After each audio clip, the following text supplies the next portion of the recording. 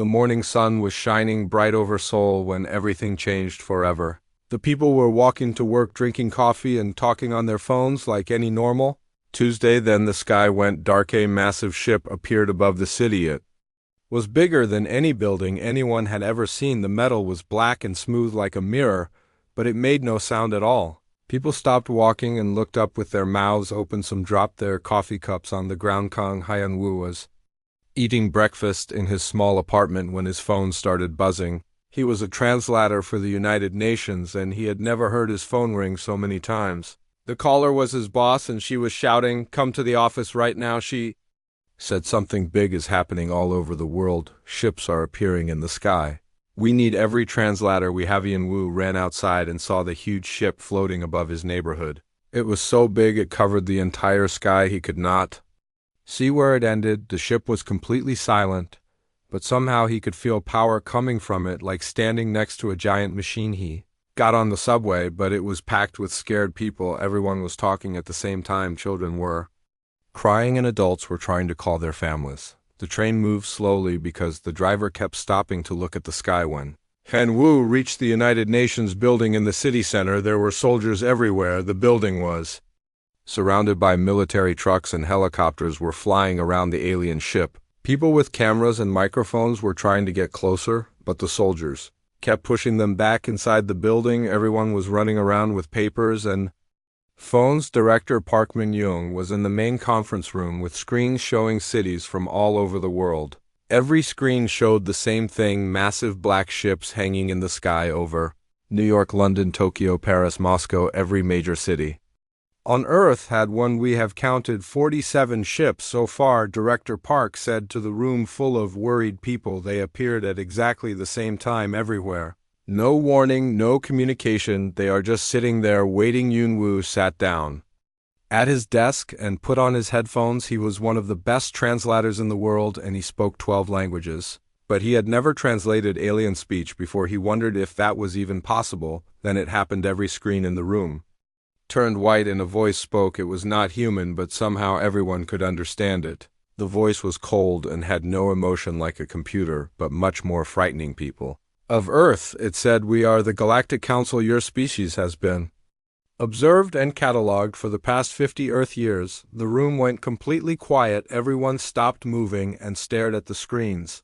The voice continued, and each word made the humans feel smaller and more helpless. "You have recently developed faster than light travel. You have begun to send ships beyond your home system. This expansion must stop immediately. This is your final warning." Hyun-woo felt his hands shaking as he listened. The voice was speaking in every language at the same time. Somehow he could hear Korean and English and Japanese all together, but still understand everything perfectly. "Your species shows signs of aggressive expansion patterns like many others we have encountered before." The voice continued. "Most species ignore our warnings and attempt to resist us. Those civilizations no longer exist on the screen's images appeared showing planets that were completely destroyed. Some were cracked in half. Others were just floating rocks where cities used to be. The destruction was total and complete. Our technology is beyond your understanding. We have weapons that can destroy your planet from across the galaxy. We have shields that can stop any attack you might attempt. We have been watching civilizations rise and fall for 10,000 years." Director Park was writing notes as fast as she could, but her hands were shaking too. Everyone in the room realized they were looking at the end of human civilization. The aliens were not here to talk or trade. They were here to give an ultimatum. "You have 7 Earth days to comply with our demands. All space travel must cease immediately. All colonies beyond your home system must be abandoned. All research into faster than light technology must stop." The images on the screen changed to show human space stations and colonies on Mars and the Moon. The aliens had been watching everything humans had built in space. They knew about every ship and every person living away from Earth. "If you do not comply within 7 days, we will demonstrate our power on your largest population centers. After that demonstration, if you still do not comply, we will proceed with complete planetary sterilization." Wu looked around the room and saw that some people were crying, others looked angry, but most just looked scared. The aliens were giving Earth 1 week to give up everything humans had worked for in space. "This is not a negotiation," the voice said. "This is a warning. We have given the same warning to 437 civilizations before you. Only 12 chose to comply and live under our protection. The others chose destruction. The screens showed more destroyed planets and dead civilizations. Some had been turned to glass, others were just empty space where solar systems used to be. The message was clear. The Galactic Council did not make empty threats. We will leave monitoring stations in your system to observe your compliance. Our ships will depart now, but we will return in 7 days to check your progress. Choose wisely. The survival of your species depends on your next decision. The screens went black and the voice stopped. The massive ships above every city began to move upward slowly and silently. Within minutes they were gone, leaving only empty sky and millions of terrified humans. Director Park stood up and looked around the room, her face pale but determined. We need to contact every world leader immediately, she said. This is the biggest crisis humanity has ever faced. Yun Wu took off his headphones and realized his shirt was soaked with sweat. 7 days, that was all the time. Earth had to decide whether to give up space travel forever or face complete destruction. Outside the building, crowds of people were gathering in the streets. Some were praying, others were shouting, and many were just standing there staring at the sky where the alien ship had been.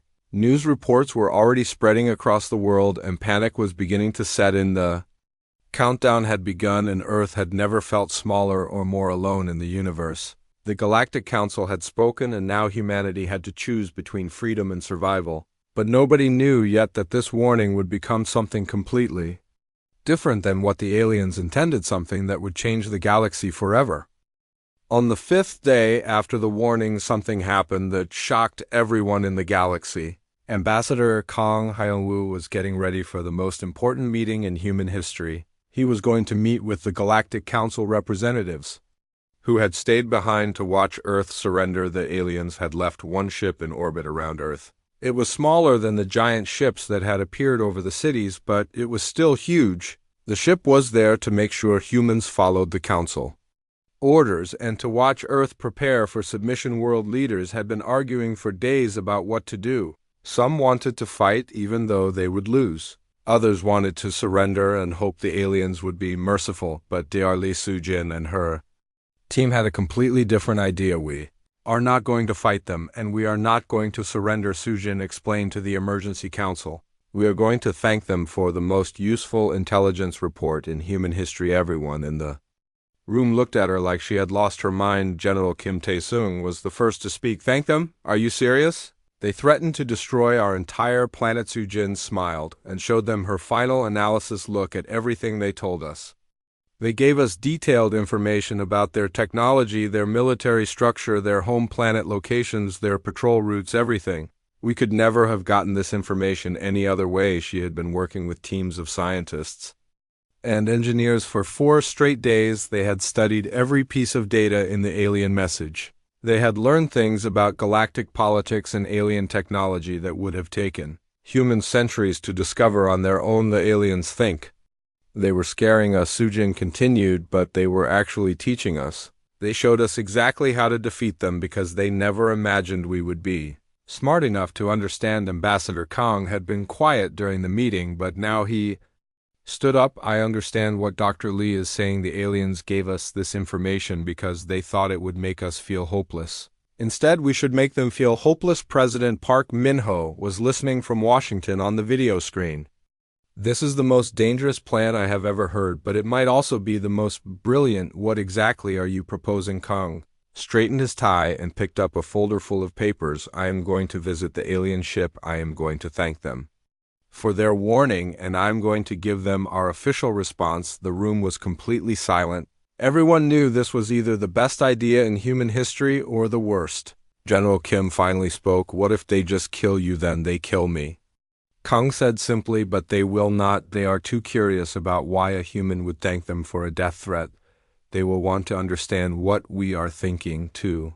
Hours later, Kang was in a small shuttle flying toward the alien ship. He had never been more scared in his life, but he was also excited. The folder in his hands contained something the aliens had never seen before, a complete analysis of their own weaknesses written by the species they had just threatened. The alien ship was even More impressive up close, it was covered in symbols and lights that seemed to move on their own. The ship pulled Kong shuttle inside with some kind of invisible force, and he found himself in a huge room filled with strange alien technology. 3 alien beings were waiting for him. They were tall and had skin that looked like blue crystal. Their eyes were completely black, and they moved in a way that seemed too smooth for living creatures.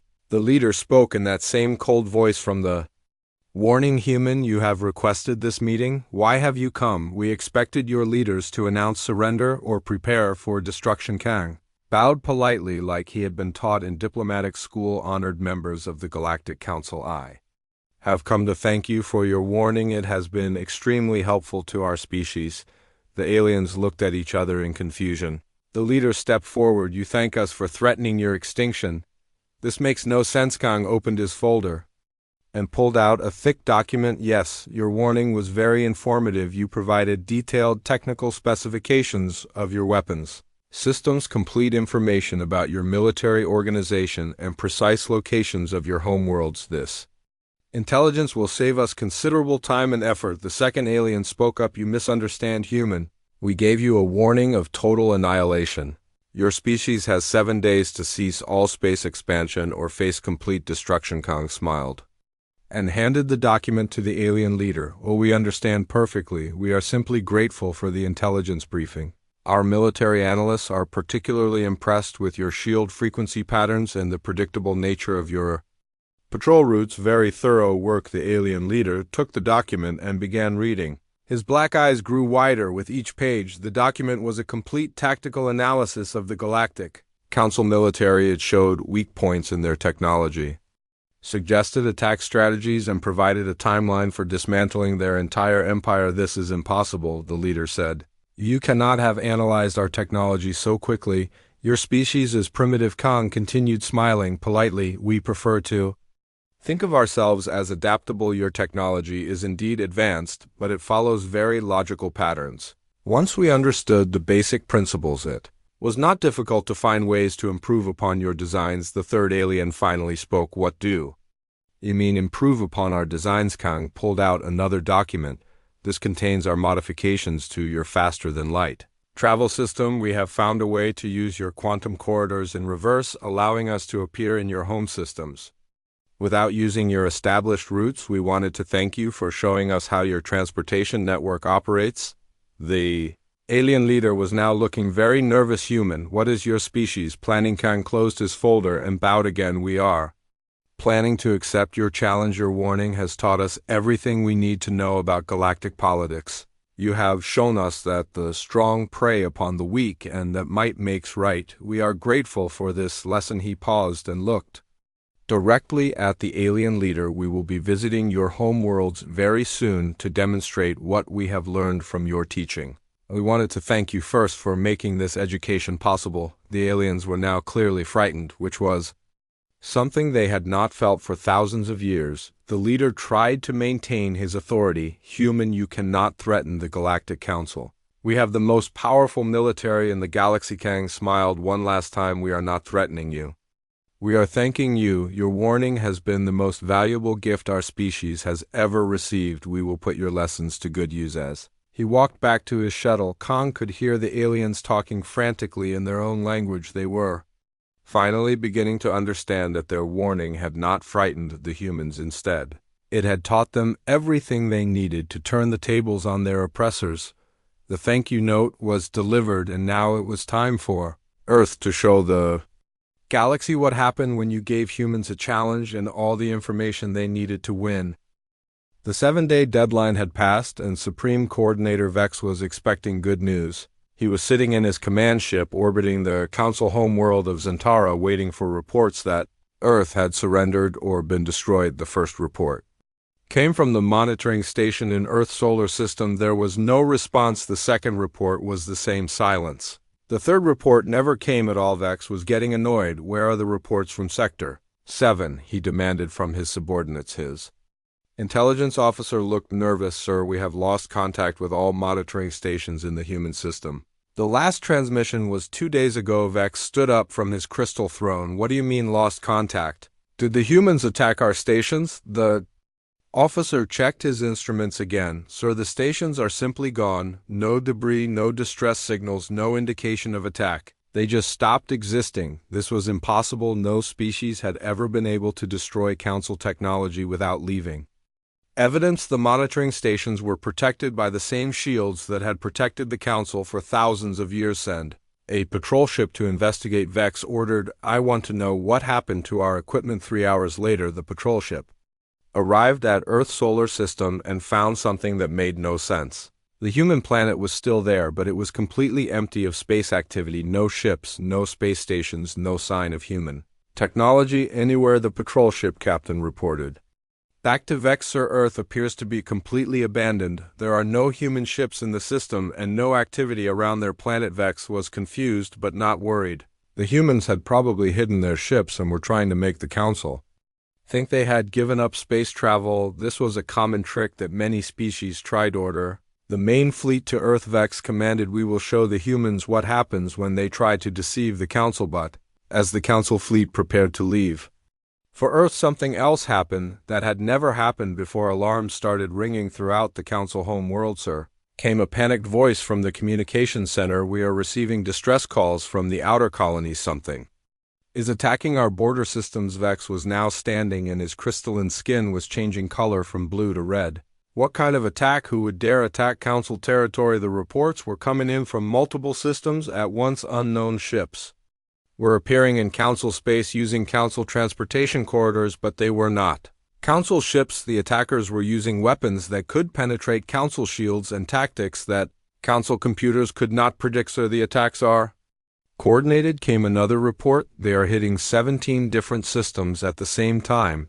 This is not random raiding, this is organized military action. Vex was beginning to feel something he had not felt in thousands of years. Fear. The Council had been the strongest power in the galaxy for so long that they had forgotten what it felt like to be threatened. Show me the attackers, he commanded. The main screen displayed images from the battle zones and Vex could not believe what he was seeing. The attacking ships were small and moved in ways that seemed impossible. They appeared and disappeared using short-range teleportation that Council science said was impossible. The weapons were even more confusing. They seemed to change type and frequency faster than Council shields could adapt. One moment they were firing plasma beams, the next moment they were firing particle streams. The next moment they were firing energy types the Council had never seen before. But the most shocking thing was the pilots. When Council ships tried to fight back, the enemy pilots responded with tactics that made no sense. They would sacrifice tactical advantages to try dangerous maneuvers. They would attack stronger ships while ignoring weaker ones. They fought like they were enjoying themselves. Or came a new report. The attackers are broadcasting a message on all frequencies. Put it on screen. Vex ordered. The screen showed a human woman in a military uniform sitting in what appeared to be a very advanced command center. She was smiling in a way that made Vex very uncomfortable. Greetings, Supreme Coordinator Vex, she said. I am Admiral Ro Kyung-min of the Earth Defense Force. I wanted to thank you personally for the wonderful intelligence briefing you provided to our species. Vex was speechless. This was impossible. The humans were supposed to be cowering in fear or already destroyed. How were they attacking multiple Council systems simultaneously? Your warning taught us everything we needed to know about galactic politics. Admiral Ro continued. We have learned that the strong prey upon the weak, and that might makes right. We are grateful for this education. The Admiral gestured to something off-screen. We have used your technology specifications to build better weapons, your transportation maps to plan better attacks, and your military organization charts to target your weaknesses more effectively. She leaned forward and her smile became more frightening. We especially want to thank you for showing us the locations of your home worlds. This information has been invaluable for our strategic planning. Vex finally found his voice. Human, you cannot attack the Council. We have the strongest military in the galaxy. No primitive species has ever defeated us. Admiral Ro laughed. Actually, we are not attacking you, we are thanking you. The best way to thank a teacher is to show them how well you have learned their lessons. The screen switched to show battle scenes from across Council space. Human ships were systematically destroying Council fleets using modified Council technology. The battles were not even close. The council ships were being outmaneuvered and outgunned by weapons based on their own designs. Your military tactics are very predictable, Admiral Rowe voice continued. We have studied your battle records for the past week. Every council fleet fights exactly the same way. This makes you very easy to defeat. More reports were coming in from across the galaxy. Council colonies were surrendering without fighting. Council patrol fleets were being destroyed faster than they could respond. The 1,000-year-old Council Empire was collapsing in a single day, but the most terrifying reports were about the human behavior. The humans were not destroying Council planets or killing Council civilians. They were liberating other species that had been oppressed by the Council. They were freeing slaves and dismantling weapons that had been used to threaten peaceful civilizations. Sir, came a desperate report from the communications officer. The humans have accessed our command network. They can see everything we are doing in real time. They know about our reinforcements before we send them. Vex was watching his empire crumble around him. How is this possible? We gave them a simple warning. How did they become so powerful so quickly? The answer came from his own intelligence officer. Sir, we gave them detailed information about our technology, our military structure, and our political organization. We thought they were too primitive to understand it. The officer paused and looked terrified. But they did understand it. They understood it better than we do. They found weaknesses in our systems that we never knew existed. On the screen, Admiral Rowe was still talking. We want to invite you to surrender peacefully, she said. Your empire is finished, but your people do not have to die.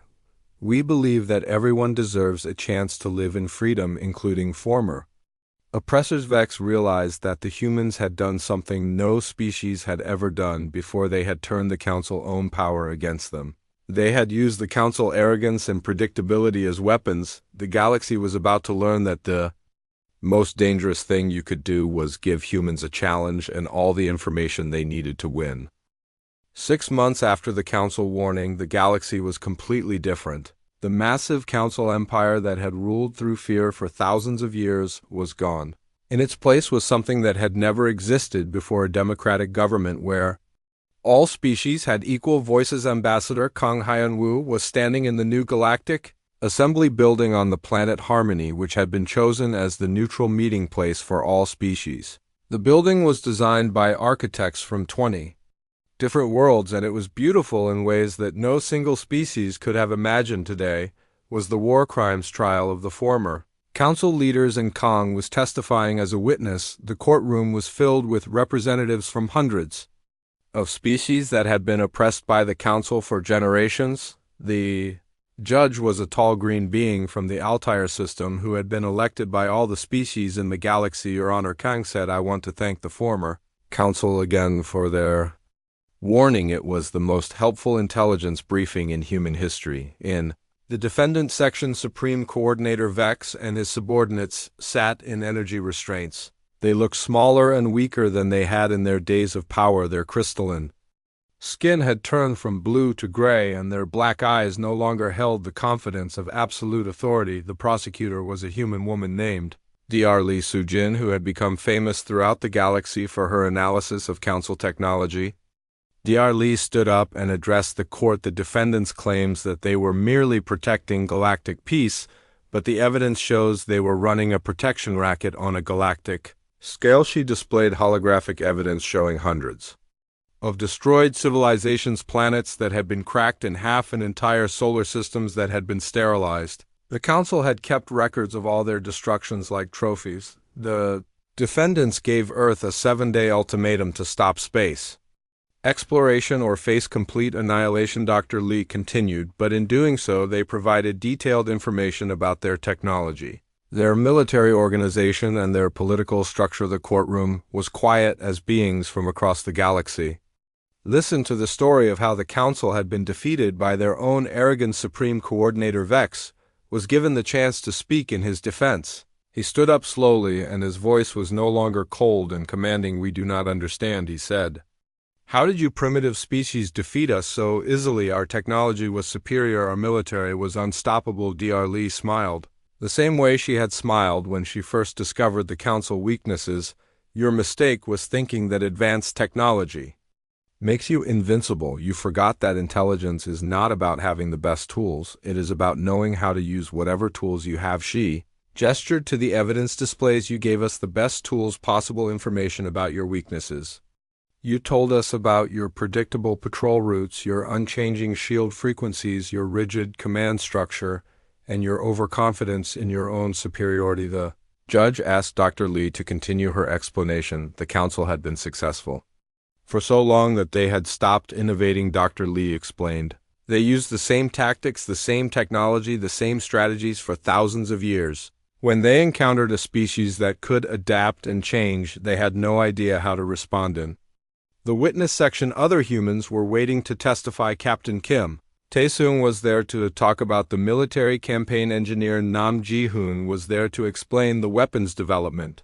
And Dr. Park Sun-hee was there to discuss the transportation technology, but the most important witness was Admiral Ro Kyung-min, who had led the liberation of the galaxy. She stood up when called and addressed the court directly. We did not set out to conquer the galaxy, she said. We set out to survive. The council gave us a choice: submit to their authority or face extinction. We chose a third option. She looked directly at the former council leaders. We used their own teachings against them. They taught us that might makes right, so we became mighty. They taught us that the strong prey upon the weak, so we became stronger than they were. The admiral continued, but we also learned something the council never understood. True strength comes from cooperation, not domination. The council ruled through fear, but fear makes you weak because you spend all your energy controlling others instead of growing yourself. The courtroom erupted in approval from species across the galaxy. Many of them had been freed from council oppression and were experiencing freedom. For the first time in generations, the judge called for order and then asked the final question. What sentence does the prosecution recommend for the defendants? Dr. Lee stood up again. We recommend that the defendants be sentenced to life imprisonment. With the possibility of rehabilitation, they will be required to work with the species they oppressed to repair the damage they caused. She paused and looked at the former council leaders, but we also recommend that they be allowed to contribute to galactic society if they can learn to cooperate instead of dominate. This was typically human. The council had threatened to destroy Earth, but humans were offering them a chance at redemption instead of revenge. Supreme Coordinator Vex spoke one last time. Why? He asked. Why did you not simply destroy us when you had the power? You could have done to us what we did to so many others. Ambassador Kong answered. Because that would have made us just like you. We believe that everyone deserves a chance to change, to grow, and to contribute to something better than what came before. The judge announced the verdict, and the former council leaders were led away to begin their sentences. The galaxy had chosen justice over revenge and rehabilitation over destruction. After the trial, Ambassador Kang walked through the streets of Harmony City. The city was full of beings from hundreds of different worlds, working together, trading ideas and building something new together. They were creating art, technology, and philosophy that no single species could have achieved alone. Earth had become the most respected planet in the galaxy, not because humans were the strongest or the smartest, but because they had shown that it was possible to turn threats into opportunities and enemies into allies. The thank you note that had confused the council had become the foundation of a new galactic civilization based on cooperation, respect, and the understanding that everyone had something valuable to contribute. As Kang looked up at the stars, he smiled. The galaxy was finally free, and it had all started with a simple idea that when someone gives you information, you should use it well, even if they meant it as a threat. The council warning had indeed changed everything, just not in the way they had intended. The galaxy had learned that the most dangerous thing you could do was underestimate a species that says thank you to their enemies and then proves exactly why they are grateful. After Ambassador Kang delivered the thank you note to the aliens, Earth had 2 days left before the deadline.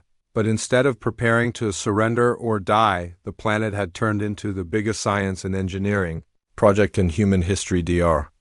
Lee Soo-jin had not slept for 3 days. She was working in a laboratory that had been built inside a mountain in South Korea. The government had moved all the best scientists and engineers to secret locations where they could work without being watched by the alien monitoring station. Soo-jin was staring at pieces of alien technology that human teams had secretly collected. The aliens had left sensor drones all over Earth's solar system to watch for human space activity instead of avoiding. These drones, human engineers had been capturing them and taking them apart. Look at this, Sujin said to her team of engineers.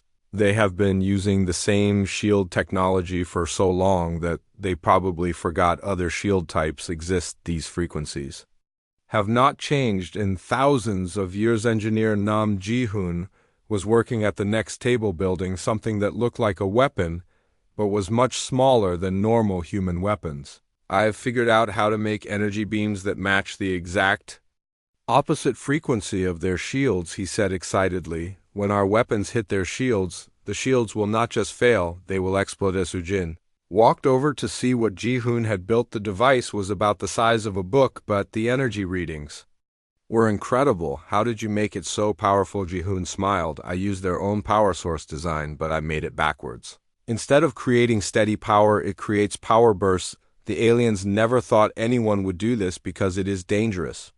But humans like dangerous things when they work. Across the room, Dr.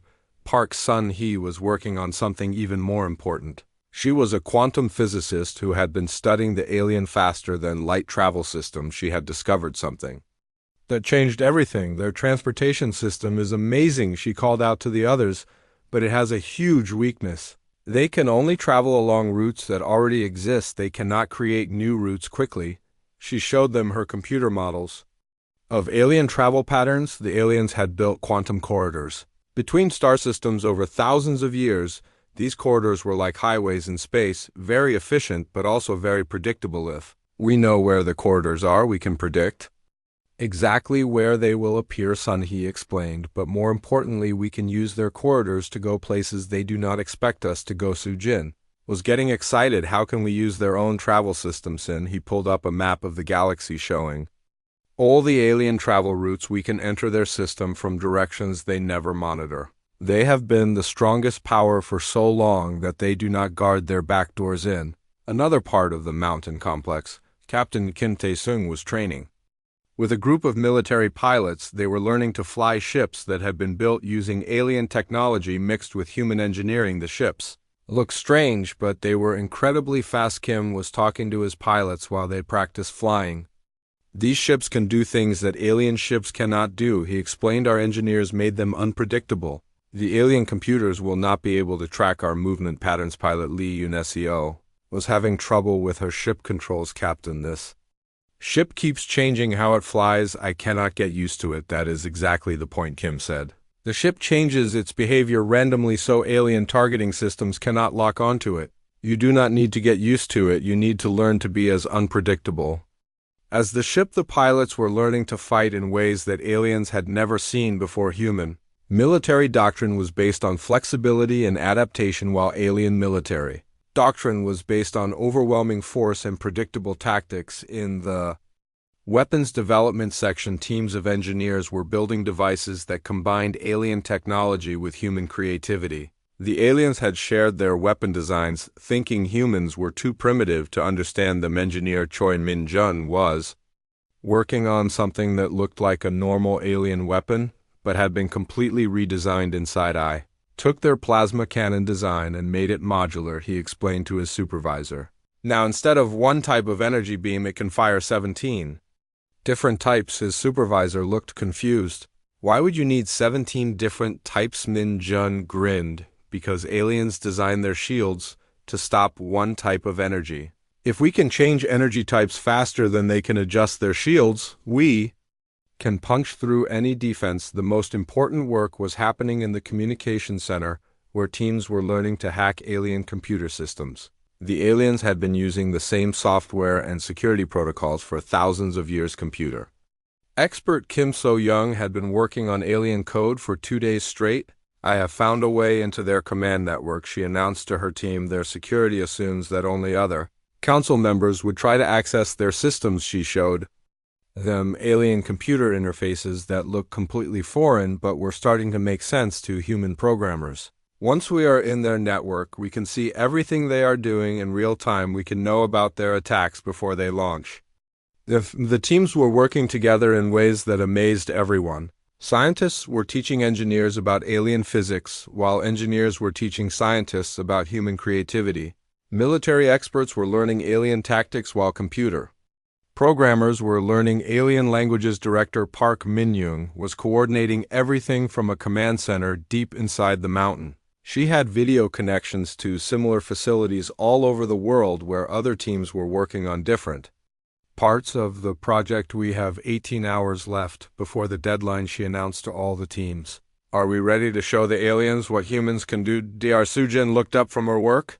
We have weapons that can penetrate their shields. We have ships that can outmaneuver their fleets. We have access to their computer networks, and we know their travel routes, Captain. Kim added from the pilot training area, we have trained crews ready to fly missions that aliens will never expect. We can hit them where they are weakest. Dr. Sun Hee spoke from the physics section. We can travel faster than they can using their own transportation system. We can appear in their home systems before they know we have left Earth. The room was buzzing with excitement. As teams reported their progress, humans had taken alien technology and improved it in ways the aliens never imagined. They had found weaknesses in systems that had been successful for thousands of years, but the most important discovery was not about technology. It was about thinking. The aliens had been successful for so long that they had stopped being creative. They did the same things the same way every time. Humans were different. Humans liked to try new things even when the old things worked fine. As the deadline approached, Earth was ready to give the Galactic Council the biggest surprise in their long history. They were about to learn that threatening humans with their own technology was the same as giving humans the keys to their empire. The countdown was almost over, and humanity was about to show the galaxy what happened when you underestimated the most adaptable species in the universe. The first day after the warning was chaos. People all over the world were buying food and water like the world would end tomorrow, which maybe it would. Military leaders were having emergency meetings. President Park Min-ho was getting phone calls from every world leader asking what Earth should do. But while everyone was panicking, Dr. Lee Soo-jin was doing something different. She was studying the alien message very carefully in her laboratory at Seoul National University. She had been working with alien signals for years, even though most people thought aliens did not exist. Soo-jin played the message over and over again on her computer. She was looking at every single word and every piece of data the aliens had sent. The message was not just words. It contained huge amounts of technical information about the Galactic Council. This is incredible, she said to her assistant Kim Tae-ho. They did not just threaten us, they gave us a complete intelligence report. Look at this data about their weapon systems, their ship designs, their energy sources. Everything is here. Tae-ho looked at the computer screen full of alien symbols and numbers. I do not understand. What are you saying? Soo-jin pointed to different parts of the data. They told us exactly how their weapons work. They showed us the power levels of their shields. They even gave us the locations of their home planets. They think we are too stupid to understand what they are telling us. She started making charts and graphs showing